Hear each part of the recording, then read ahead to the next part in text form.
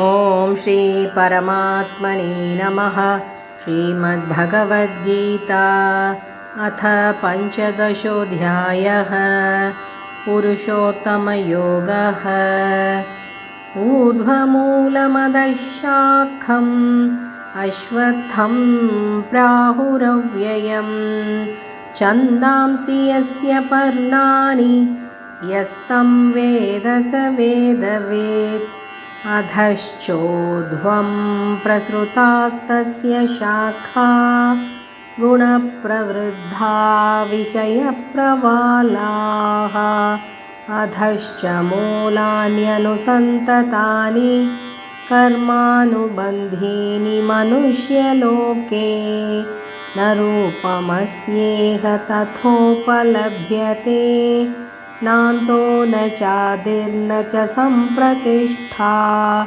अश्वत्थमेनं सुविरूढमूलम् असङ्गशस्त्रेण दृढेन छित्त्वा ततः पदं तत्परिमार्गितव्यं यस्मिन् गता न निवर्तन्ति भूयः। तमेव चाद्यं पुरुषं प्रपद्ये यतः प्रवृत्तिः प्रसृता पुराणी।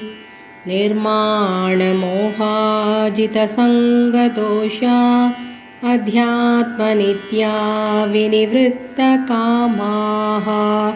द्वन्द्वैर्विमुक्ता सुखदुःखसंज्ञैर्गच्छन्त्यमूढाः पदमव्ययं तत्। न तद्भासयते सूर्यो न शशाङ्को न पावकः यद्गत्वा न निवर्तन्ते तद्धाम परमं मम। ममैवांशो जीवलोके जीवभूतः सनातनः। मनःषष्ठानीन्द्रियाणि प्रकृतिस्थानि कर्षति। शरीरं यदवाप्नोति यच्चाप्युत्क्रामतीश्वरः। गृहीत्वैतानि संयादि वायुर्गन्धानि वाशयात्। श्रोत्रं चक्षुस्पर्शनं च रसनं घ्राणमेव च। अधिष्ठाय मनश्चायं विषयानुपसेवते।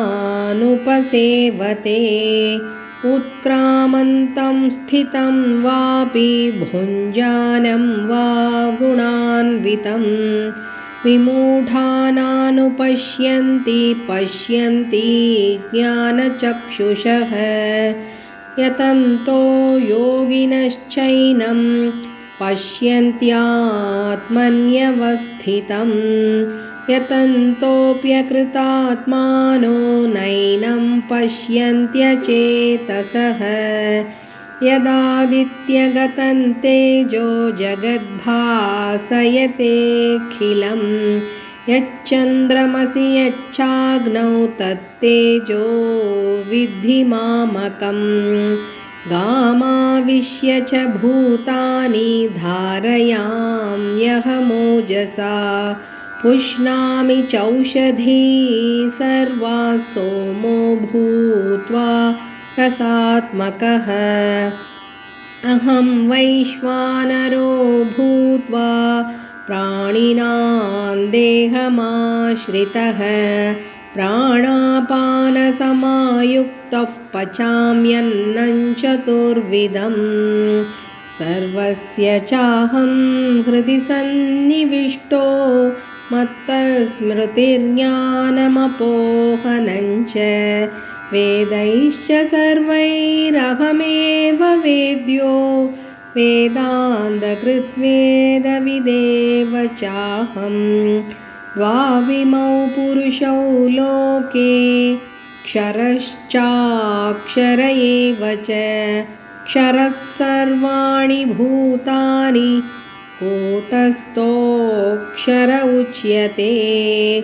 उत्तमः पुरुषस्त्वन्यः परमात्मेत्युदाहृतः। यो लोकत्रयमाविश्य बिभर्त्यव्यय ईश्वरः यस्माक्षरमतीतोऽहम् अक्षरादपि चोत्तमः अतोऽस्मि लोके वेदे च प्रतितः पुरुषोत्तमः यो मामेवमसम्मूढो